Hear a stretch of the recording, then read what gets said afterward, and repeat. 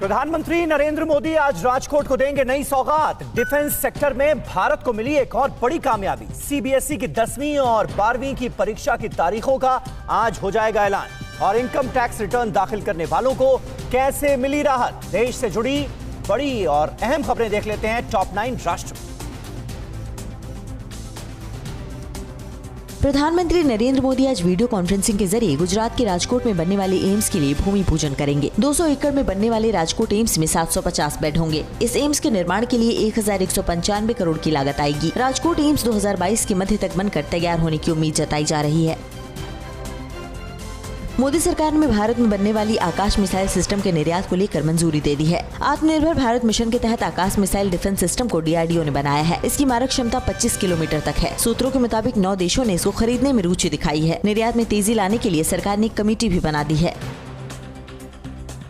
रक्षा अनुसंधान एवं विकास संगठन यानी डीआरडीओ और नौसेना ने गोवा के समुद्री क्षेत्र से दूर हवा से गिराए जाने वाले कंटेनर सहायक एनजी का पहला सफल परीक्षण किया, जिसे ILA-38 SD विमान से गिराया गया। रक्षा मंत्रालय ने अपने बयान में कहा कि सहायक एनजी देश में निर्मित और विकसित हवा से गिराए जाने वाला पहला भारतीय कंटेनर है। देश से बाहर छुट्टी मना रहे राहुल गांधी नए साल में पार्टी में बड़ी भूमिका के साथ लौट सकते हैं। हाल ही में हुई पार्टी कार्यकारिणी बैठक में राहुल को फिर से पार्टी की कमान सौंपने पर बड़े बड़े नेताओं के एक सुर थे। राहुल भी पार्टी में फिर से बड़ी जिम्मेदारी उठाने को लेकर तैयार हैं। फिलहाल पार्टी में संगठन के चुनाव की प्रक्रिया चल रही है। सीबीएसई बोर्ड की 10वीं और 12वीं की परीक्षा की तारीखों का ऐलान आज शाम 6 बजे किया जाएगा। केंद्रीय शिक्षा मंत्री रमेश पोखरियाल निशंक ने कहा कि परीक्षा ऑनलाइन नहीं सेंटर पर ही होगी। कोरोना की वजह से परीक्षा की तारीखों में बदलाव किया जा रहा है। इस बार 10वीं में 18 लाख और 12वीं में 12 लाख परीक्षार्थी शामिल होंगे।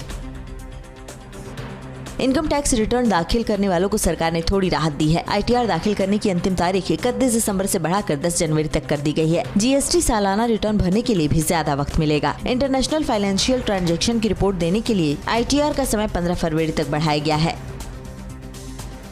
भारतीय अंतरिक्ष अनुसंधान संस्थान यानी इसरो के चेयरमैन के सिवन के कार्यकाल को केंद्र सरकार ने 1 साल के लिए बढ़ा दिया है। अब वो 14 फरवरी 2022 तक इस पद पर रहेंगे। के सिवन के कार्यकाल में इसरो ने सफलता के कई कीर्तिमान बनाए और कई महत्वाकांक्षी प्रोजेक्ट पर काम तेजी से चल रहे हैं।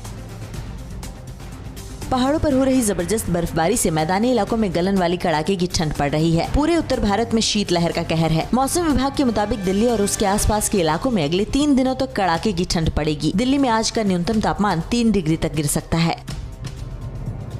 पहाड़ों के साथ उत्तर भारत में कड़ाके की ठंड के बीच ये तस्वीर आपको जोश से भर देगी। सेना के नॉर्दर्न कमांड की तरफ से वीडियो में देखिए सेना के जवान 15,000 फीट की ऊंचाई पर 5 फुट बर्फ में कबड्डी खेलकर एक दूसरे का हौसला बढ़ा रहे हैं। खून जमा देने वाली ठंड में देश की रक्षा के लिए सेना का जोश हाई है।